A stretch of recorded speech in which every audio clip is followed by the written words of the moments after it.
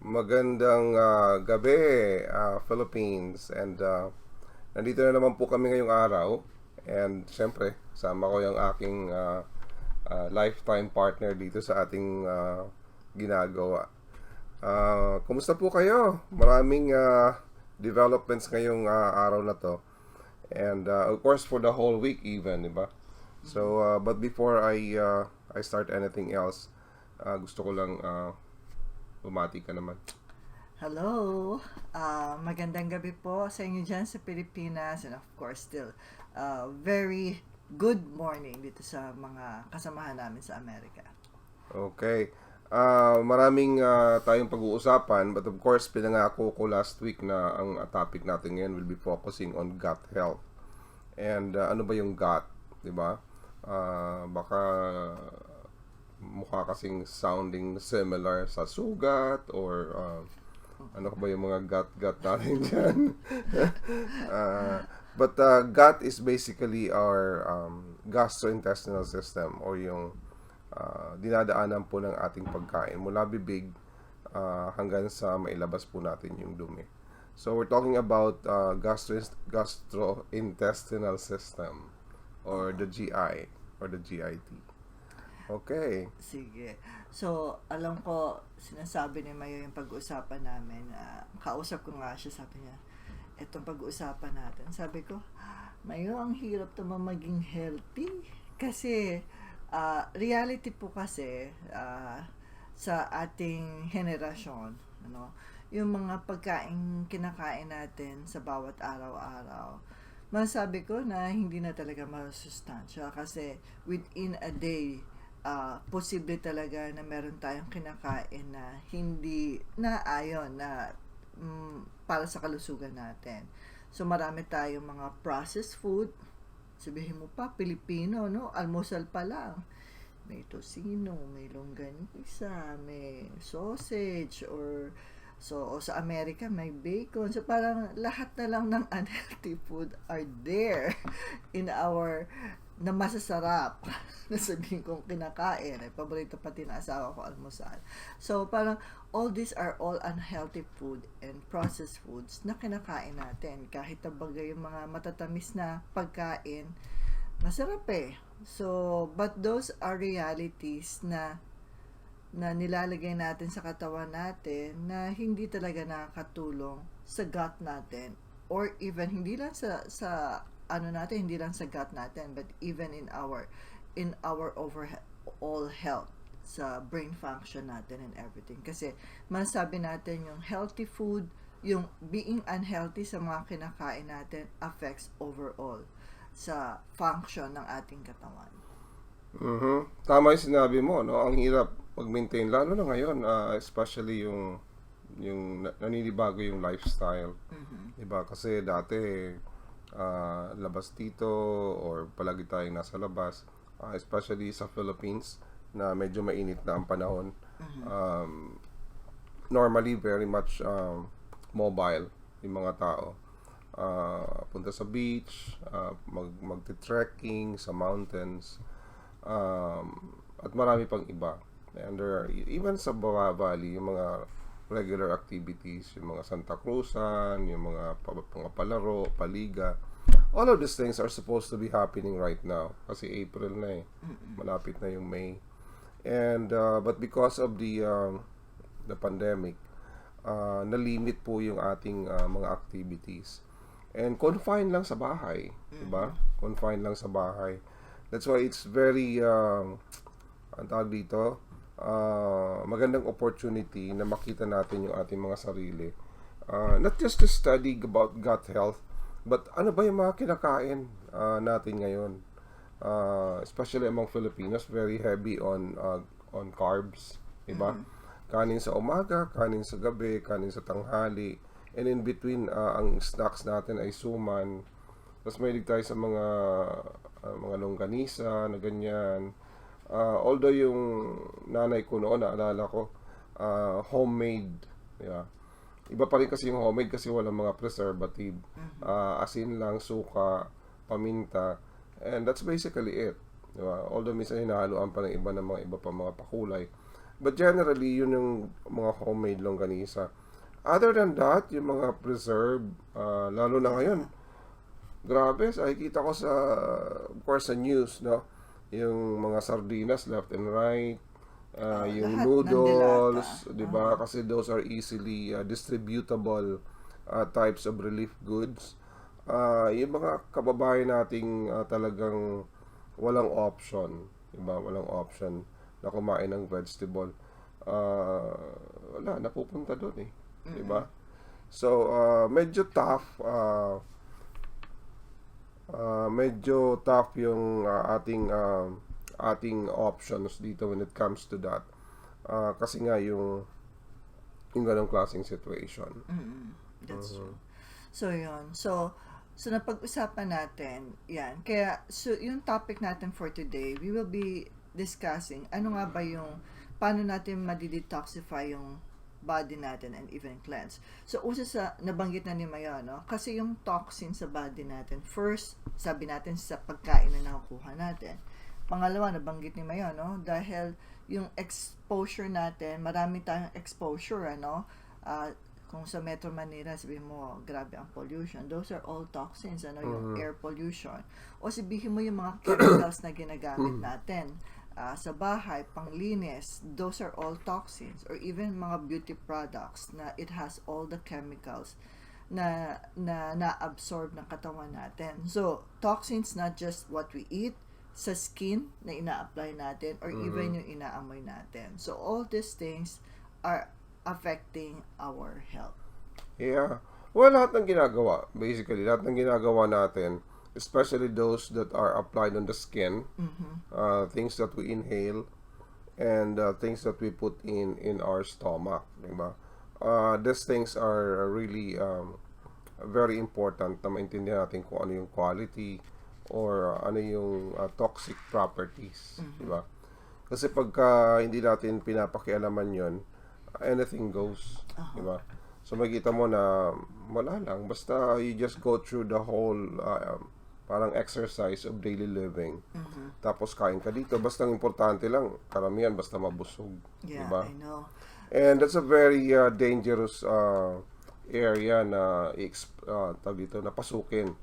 Kasi yung basta mabusog ka lang, of course, that's satisfaction and you end up inaantok. Diba? Kasi lalo na kung busog na busog ka. But ang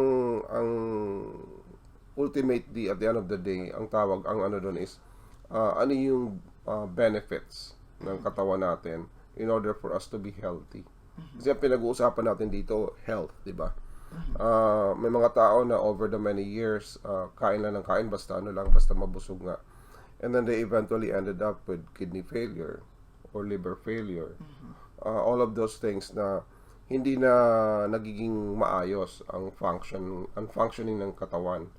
Oo. So, yun, ano yun eh, dapat aware tayo. That's why we're doing this eh. Kasi we want you to be aware and we want you to be conscious about all those things. Kasi, and of course, educated. Kasi sometimes, yung awareness, ano lang yun eh, parang starting point. Diba? Pero yung knowledge, di ba kasi meron tayong tinatawag na knowledge or kaalaman, actually brings us to action. Di ba? And then of course, yung daily practice. Very important yung awareness, and this is basically what we are doing. We want you guys na maging aware. Tapos, we want you also to increase your knowledge. Kasi yung knowledge actually drives people to do something eh. Diba? Yeah. Tapos siguro isa lang din sa naalala ko, meron kasi mga sitwasyon na parang meron tayong mga pakiramdam o karamdaman na nararanasan na parang nagpunta ka na sa doktor pero wala naman silang makitang solusyon, bakit ganyan yung nagiging pakiramdam mo o kung ano-ano yung mga lumalabas sa katawan mo. At time, kasi meron akong kaibigan, parang concerned siya. Sabi niya, nagpatingin ako sa doktor, sabihin mo eczema or what, ganyan, pero hindi naman nare-resolve. minsan, yung iba't ibang karamdaman na hindi unknowingly, parang tinitreat mo on the surface. Pero ang pinaka-problema pala is in the gut. Kasi hindi talaga maayos yung cleansing ng body natin. Kaya lumalabas sa pangangatawan natin yung iba't ibang karamdaman. Tama ba ako doon? Yeah. Well, maraming mga ganong cases na emotionally affected siya.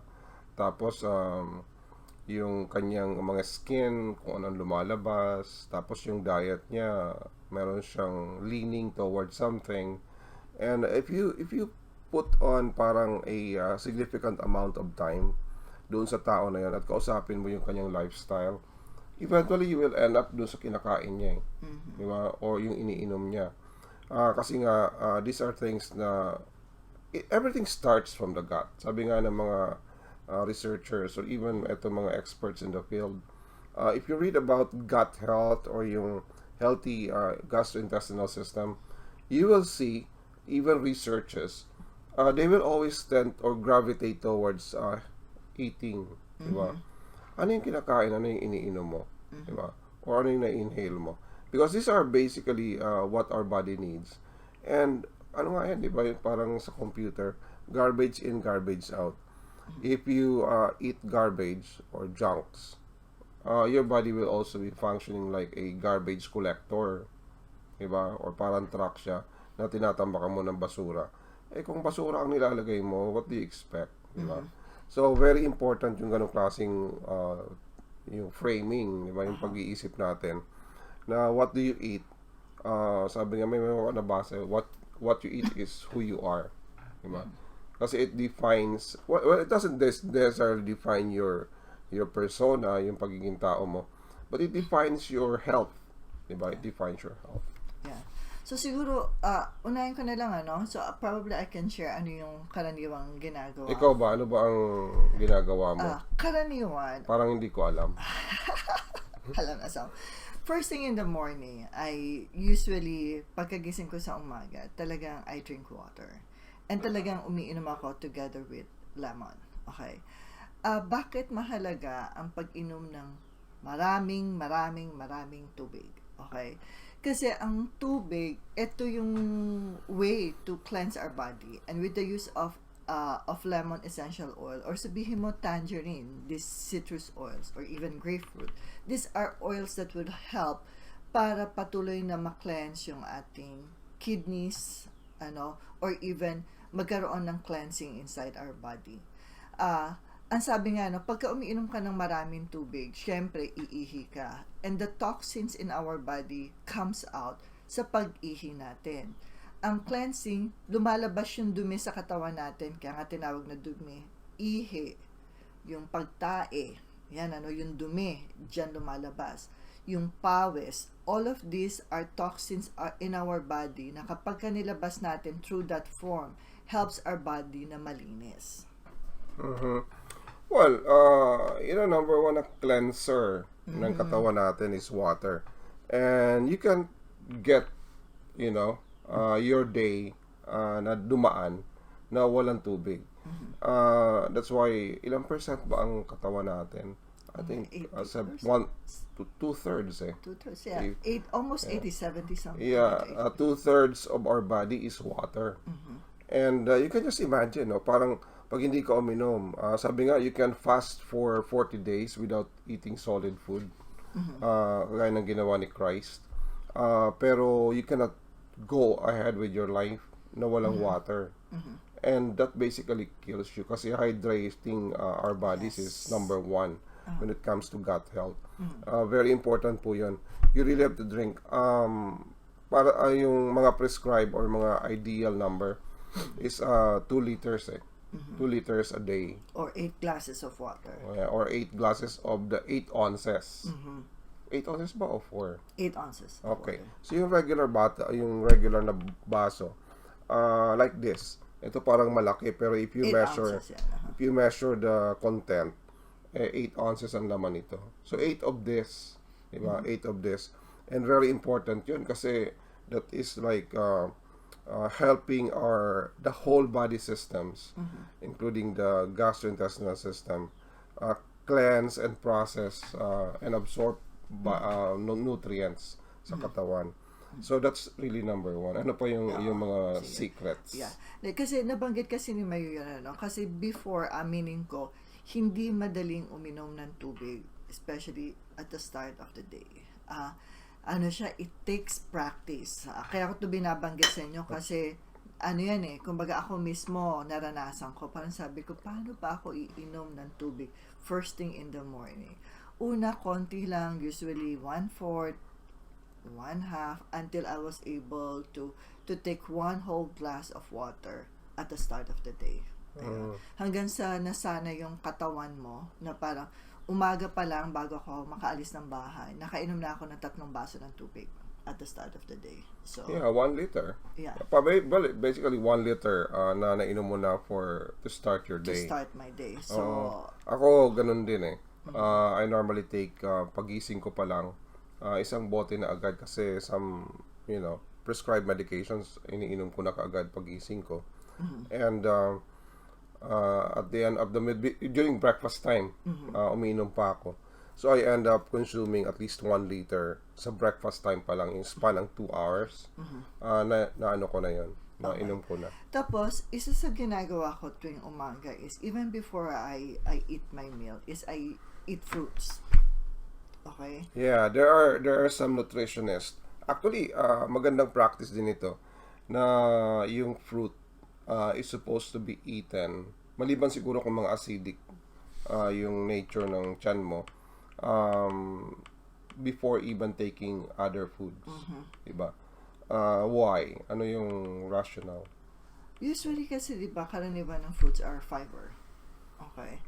Na nakakatulong sa atin. Pero ito yung nagiging practice ko Plus, maliban sa fiber, ang mga ang mga sinasabi nila is your gastrointestinal systems absorbs the nutrients ng fruit on an empty stomach.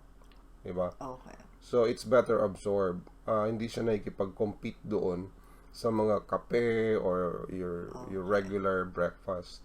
So, or even dinner. So, di ba kasi Pilipino, karamihan kinakain ng prutas after. Parang ginagawang dessert. I think there is a disconnect. Yun yung nakasanayan. Sabihin ko sa inyo talagang kailangan magbago ng pattern, pero I have learned little by little that I have learned to change. So may mga unlearning. May mga unlearning po tayo ditong mangyayari na huwag kang kakain ng fruit or fruits kung marami. O plural. Kung may laman na yung tiyan mo. So, it's good to eat fruits before you eat. Yeah. So, sabihin na asawa ko, tama yung ginagawa ko, correct? Check? Yes, check. Water, check. Fruits, check. Ano pa? So, yun yung unang ginagawa ko first thing in the morning. So, drink water and then eat fruits. So, before I eat my meal. So, tapos gaya nung nabanggit ko na, nagtitake ako ng pagkakain ko ng almusal. That's the time na, syempre, right away, masabi ko, na yung aking stomach na-operahan na ako, kaya maliit na lang yung aking...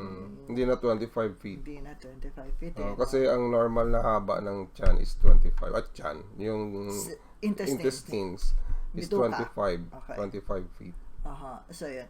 So, kaya definitely... Ilang feet na lang? Ewan ko, hindi ko na measure. Sabi na sa akin ng surgeon mo nun, -3 yata, or 4. Okay. So, you have 21. Okay. So, anyway. Na A1. So, anyway. So, kaya tuloy, ang tendency ko, pagka kumain ako at the start of the day, tapos, syempre, inom ako ng aking mga vitamins. Yan, So, minom ako ng vitamins natin na kailangan. Kasi, aminin natin at hindi, yung mga pagkain kinakain natin, hindi enough yung nutrients na to. So, to help our body. Tapos, tatanungin mo, nabanggit na namin to before, ang majority na kinakain namin pagka umaga, as much as I wanted to be healthy, kumakain kamoting kahoy, saging na, nilalaga. Mga root crops. So, going back dun sa basic ng Pilipinong pagkain, yun yung karaniwang ginagamit. Siyempre, minsan hindi maiwasan. Sabi na asawa ko, sige, magluto ka ng pancake. Kaya sabi, may kasabay na. Ngayon yung mga cheat diet. May cheat. Sabi niya, sige na, lagyan mo na ng spam o kaya ng bacon. Okay, so, that's a reality. I don't know, kasi gusto mong makatikim ng extra. Kung kumain man ng pandesal, which is also a processed food, nalalagyan mo ng palaman na processed din. Na-mention mo yung mga processed food. Kasi nga, when you keep on studying all of these things, yan yung no. Parang, that's a no-no when it comes to maintaining a healthy gut. Like, mga corn, yan, sasabi ko sa ngayon talagang bombarded yung mga tao, mga kasi yung nasa bahay ngayon na inimbak bombarded tayo ng mga delata. And these things are really a no-no. Unless in case of emergency.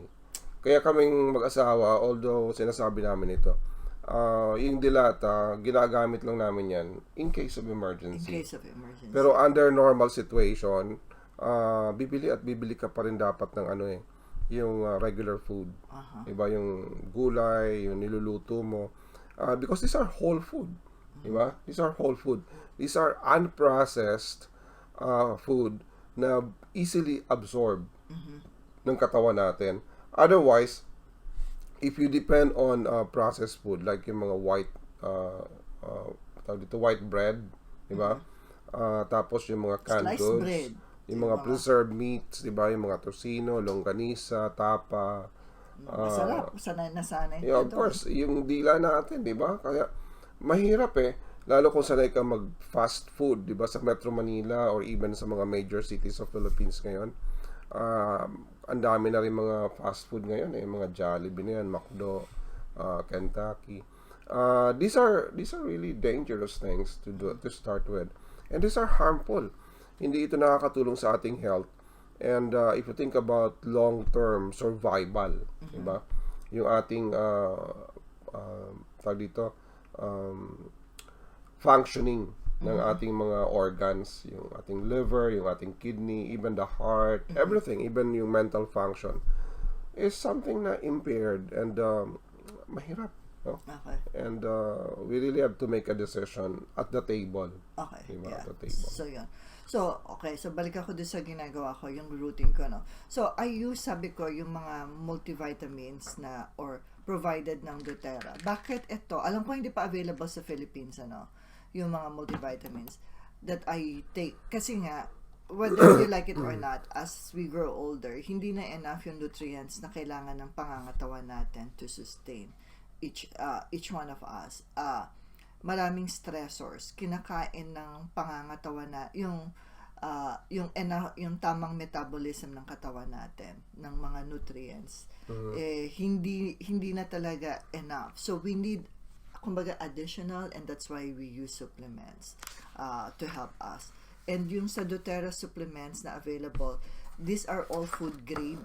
Dahil food grade siya, ina-absorb siya about 90% to 99% of our body.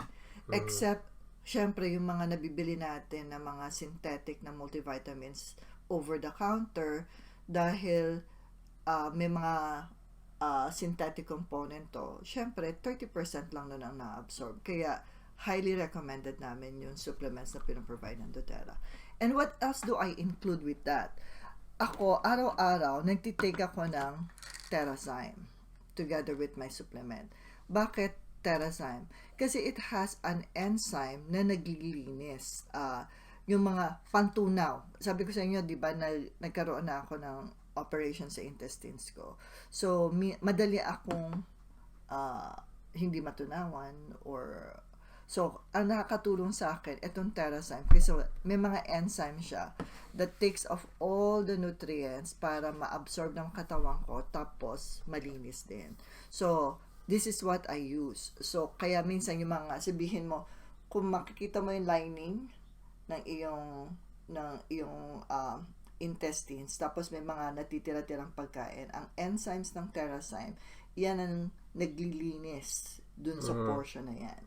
Yeah, that's good for those people na merong irritable bowel. Kasi it keeps our bowel healthier. Diba? Yung activity ng ating bowel is very important. Yung especially yung large intestine, kasi that's where everything ends up. Diba? Naiiwan doon.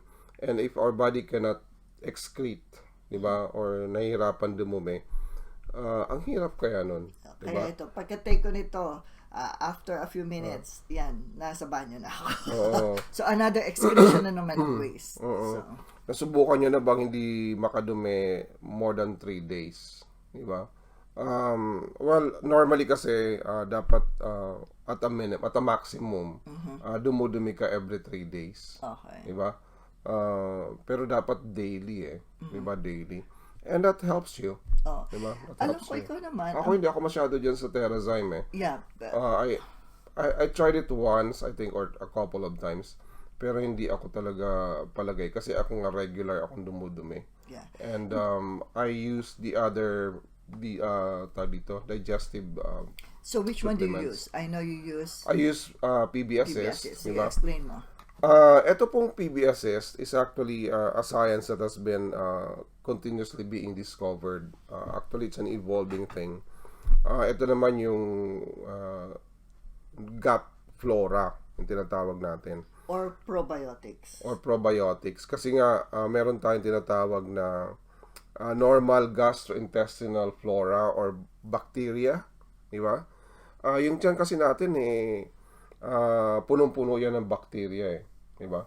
And there are healthy bacterias there. Ano ba ang plural ng maraming bacteria? Bacterias. Bacteria. hindi ko maalala yung plural nun. But Yeah, anyway, there are thousands. Yeah, of course. No.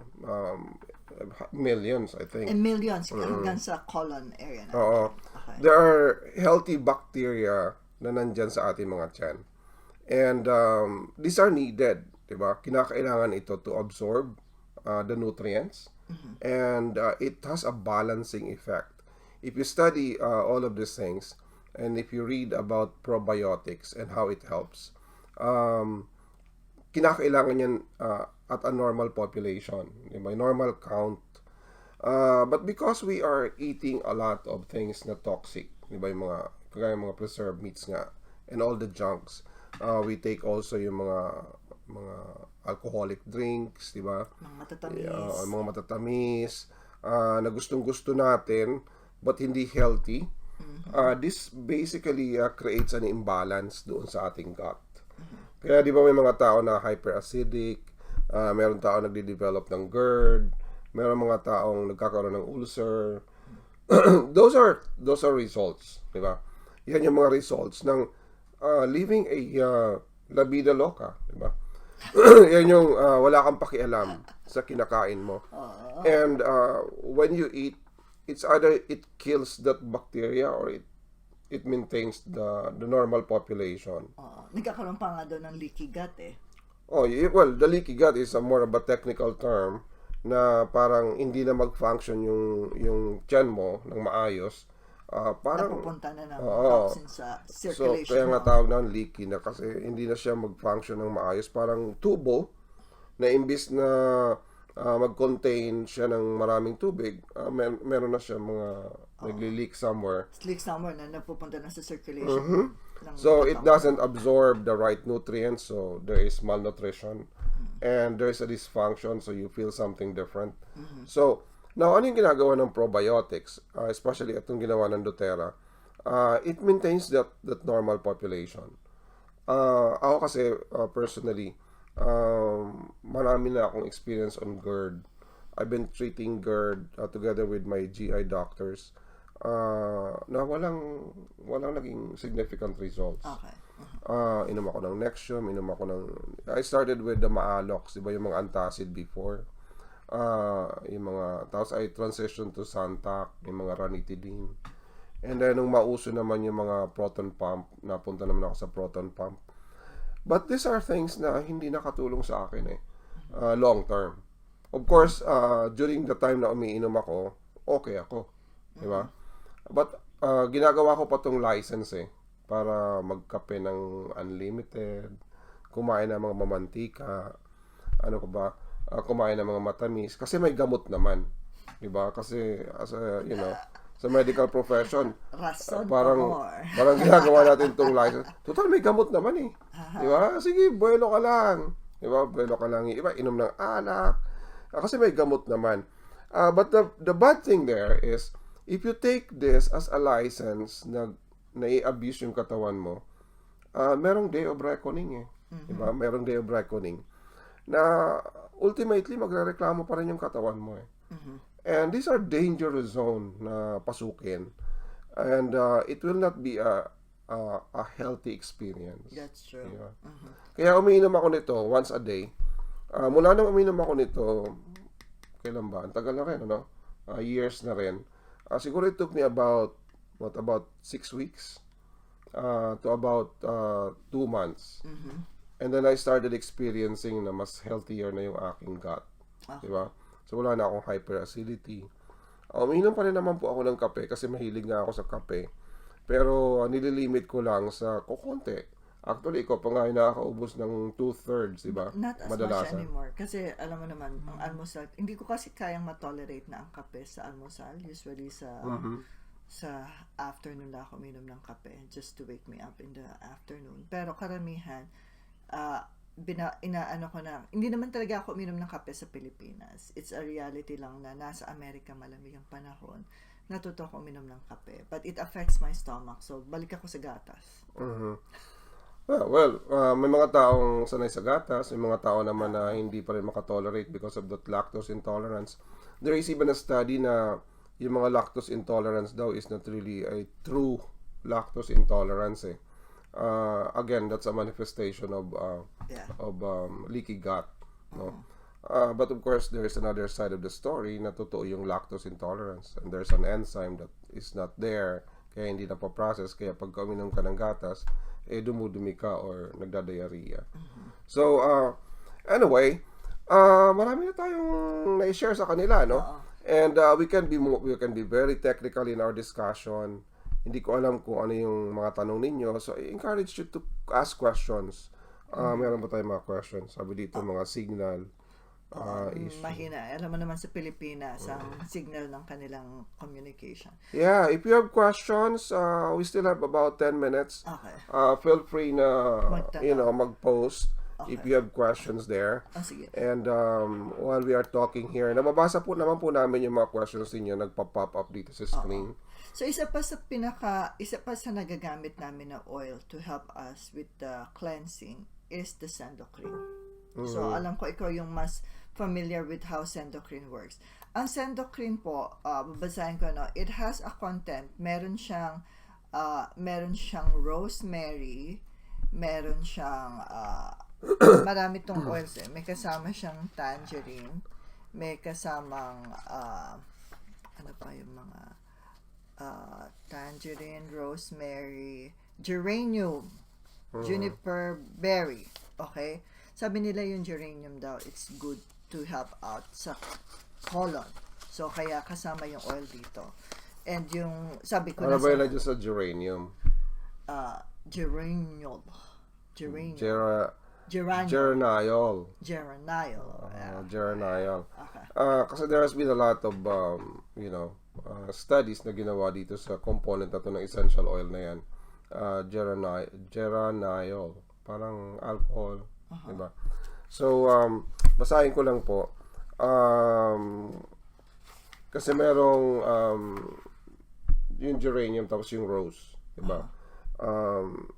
Is the monoterpene alcohol, ang tawag yun, geraniol. Yung mga Egyptian researchers recently published in September, very recent lang wala pang 5 years. Their findings from an experimental, non-clinical, that orally ingested geraniol positively affects multiple biochemical pathways in the colon. Diba? And these pathways are involved in maintaining the health of colon cells. Diba kasi kaya natin ito pinag-uusapan kasi meron siyang cellular effect. Diba? If you maintain a healthy cellular function, eventually your colon will function normally. Diba sa micro level, diba? Hindi ito parang Kasi nga, di ba yung essential oil is acting at the cellular level. Oo, Diba? yeah. Sa cells, Sa cellular level. nagpa-function ang mga oils. Oo. Hindi ito yung macro na tipong yung kung ano-anong attached doon. But rather, ang hirap ipaliwanag ng mga ganitong klase mga researchers. Mga technical But anyway. Pero yung generally, ang pinaka-punto doon is it helps your colon health. Yeah, kasi nga, it restores the normal functioning of the cell. Specifically sa colon. Diba? Yung colon po, yung pinaka-last. Diba? Yung meron yun na tatlo Pagka dumumi ka na, ascending, transverse, tas descending colon. Yung tatlong part na yun. Tatlong part na yun.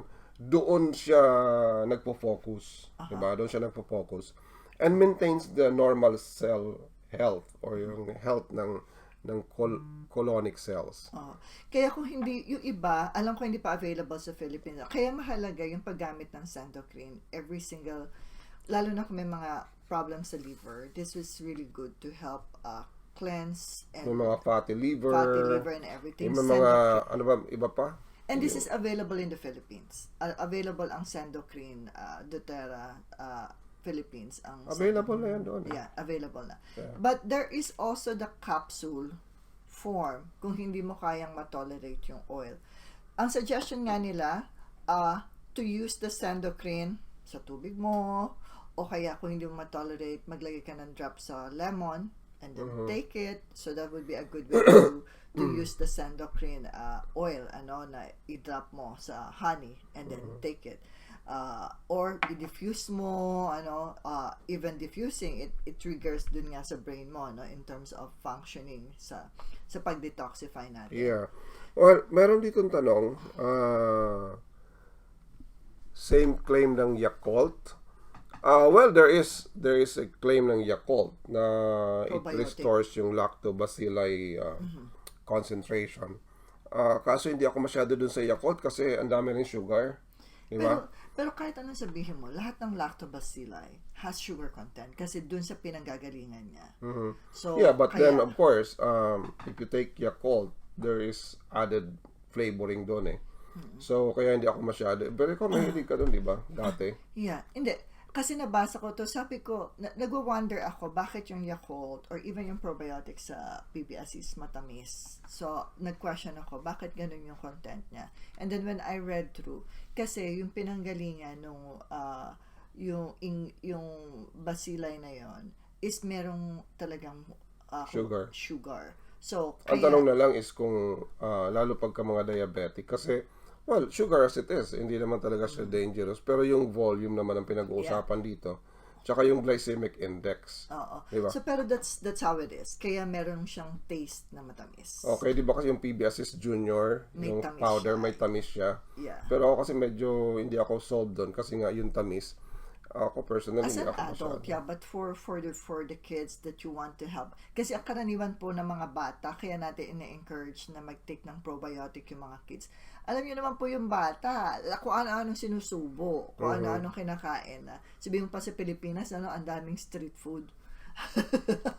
Maraming street food, sige, kain ako ng fishball, kain ako ng ganito, so, ako sabihin sa nanay, bili mo ako ng ganun, mami, ayan, so, bili ka naman, para lang tumigil ng kakukulit, so, yung mga whether we like it or not, ang mga bata, talagang yung gut nila is really like, kailangan nila ng probiotics to help na magkaroon ng restoration, kasi, kung hindi po maayos ang gut ng isang tao, kahit po yung pag-function ng brain niya, pag-iisip niya, sa pag-aaral, and everything affected. Magiging aburido.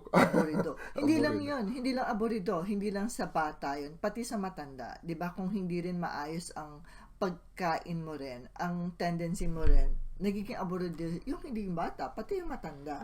Aburido kasi hindi ka makatae. Imagine mo na lang yun. Okay. Meron ditong question, si Tintin, sabi niya, what is the most ideal diet for people with kidney stones? Ikaw, yan ang problema mo. Like may kidney stones. Yan yung aking expertise. Yan ang expertise niya. Kasi, mayaman to sa bato. Okay. Hindi ako batugan.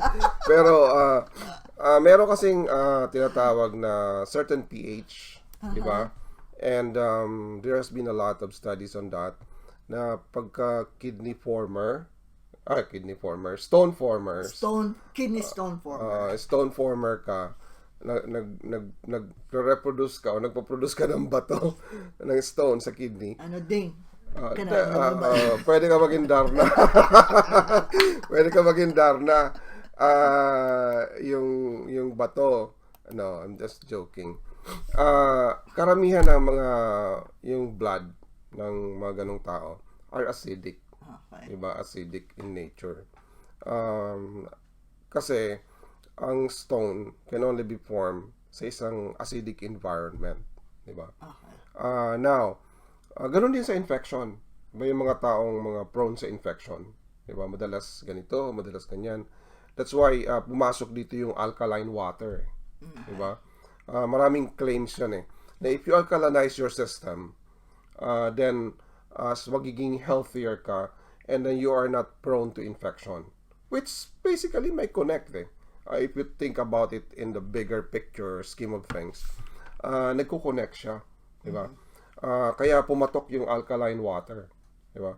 And there are communities na pagka-alkaline ang water, lesser ang mga morbidities, diba? Or mga comorbidities. That's why when it comes to essential oil naman, we normally recommend lemon, diba? We do. Kasi nga it helps in the alkalinization. Diba? Kaya karamihan, sabi namin, you take 2 drops of lemon on lukewarm water 3 times a day. Kasi 1 drop really speaks of volumes, diba? Volumes of lemon or that kind of need ng katawan natin to alkalinize, diba?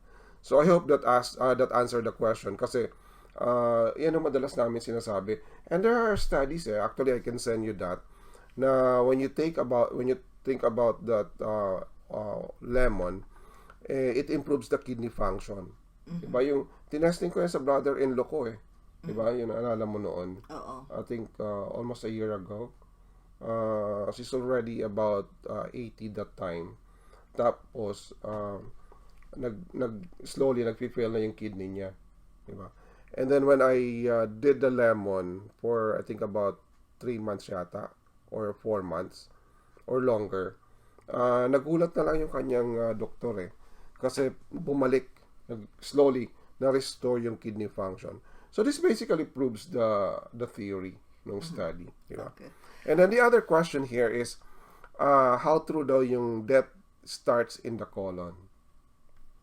Well, it's a figurative way of, it's a figurative way of saying maybe. Kasi nga, pag hindi yun na nagpa-function yung colon mo ng maayos, how can you excrete? Diba? Yung mga toxic matters, yung dumi mo. Kaya nga, diba, importante yung colon health. Diba? Maraming issues sa colon health Kasi eventually, yan yung exit. Diba? Exit natin exit ng katawan natin sa mga dumi. Okay. And it has to really function well. Okay. But the problem there is yung colon health is actually determined by what we eat, diba? What we do, yung stress, etc., etc. And that's why ngayon marami ng mga colon cancer, diba? That's true. Marami ng colon cancer. That's true. Marami ng nagkakaroon ng diarrhea, nagkakaroon ng constipation. Ako lang sa mga kaibigan ko lang, kung bibilangin ko, yung mga consultations na natatanggap ko, ay nako, ang dami na nila. Yun ang With kanilang the normal. dialysis, na all growing all over the world ang mga tao nagda-dialysis. Oo. A lot. Kaya, even as we end, kasi ilang minutes naman tayo, even as we end, I still would like to emphasize yung healthy gastrointestinal system. Kasi nga, it's our source of nutrition, diba? Not necessarily source, but rather, it's the way to process a healthy body para mag-absorb ng mga nutrition ng kinakain natin. Okay. And without that, hindi po magiging maayos yung ating emotions, hindi maayos yung ating physical function, and a lot of things in terms of health or wellness. Sige. So as we end, gusto namin encourage kayo na mag-practice tayo ng detox sa ating pangangatawan probably once or twice a year or even every quarter. Kung gaano po yung toxins na kinakain natin sa pangangatawan. Well, at least as far as what doTERRA recommends. Yes. Pero as far as the diet, it can be a detox every day. Yeah, yun nga. Umpisa pa lang tayo. Tubig pala and Yeah. everything. It's a lifestyle of detox. Kaya hindi ako masyado doon sa mga minamarket ng kung ano-ano mga regimen, 'di ba? I'll go either for fasting once a week, 'di ba? So pagpahingahin mo yung tiyan mo at least once a week, you fast for your health. Even the Bible teaches this. That's one. Of course, water, healthy eating, focusing on whole food. And of course, what doTERRA recommends will actually help. Ano ba yung nire-recommend sa atin? Paano ba mag-detox with what they have recommended? Well, meron silang GX Assist, meron silang PB Assist, meron silang Enzyme. Okay. Pupost na asawa ko yung pinost mo yun, Yeah, those are the quarterly recommended detox. Yeah. Or Actually, once or twice a year. hindi nila tinawag yan na detox eh. Ang tawag, cleanse and restore. Cleanse and restore. Kasi ang kailangan natin for cleansing, nag-provide tayo ng mga items to help activate, tapos magkaroon ng reset para ma-reset. So yung paggamit natin ng probiotics, ito yung nagre-reset ng flora ng ating gut, and then it renews our more functioning ng ating GI system. Okay, so yan po, I hope nakatulong kami to change course, or kung ito'y naging direction nyo na, at least natulungan kayo to further augment yung knowledge niyo doon. Magkaroon ng change of habits. Yeah. So, it's really a change of perspective. Knowledge is very important for us to be able to really get us into a more measurable action and eventually experience na to eh. And hopefully, nakatulong po tayo ngayong gabi or ngayong umaga, depende kung anong araw, anong oras ninyo ito pinapanood, especially doon sa manunod sa YouTube. Kasi we're not doing the live on YouTube. But we'll be uploading this there and we'll be premiering this today. So hopefully, ma-share po ninyo ito sa mga kamag-anak ninyo at of course, matuto din on what to do, especially ngayong crisis tayo. Okay. Hindi licensed to eat anything. Yeah. Diba? Habang nasa crisis tayo. Of course, kung wala na talaga makain, wala tayong choice, sardinas, noodles, but eat it in moderation. Yeah. Diba? Everything is Pag bumalik po yung normal, as much as possible, go back to your normal diet kasi that will really help you get healthier and live longer. Okay. Okay? Sige po. Maraming salamat. Okay. Good night, and I hope you learned a lot from us. So stay safe pa rin tayo. And of course, this will end soon. Okay. No? Matatapos din po itong crisis na to. And just continue to pray. No? God is our awesome God, and He will always guide us and protect us. Okay. Oh, by the way po, so as you want to watch ito pong mga na-share namin, so sa YouTube, so subscribe po dun sa Mario Brizuela MD for YouTube. Okay, subscribe po tayo para mas marami pa tayong ma-encourage to really listen and learn. Okay? So good night po. Maraming salamat. Okay.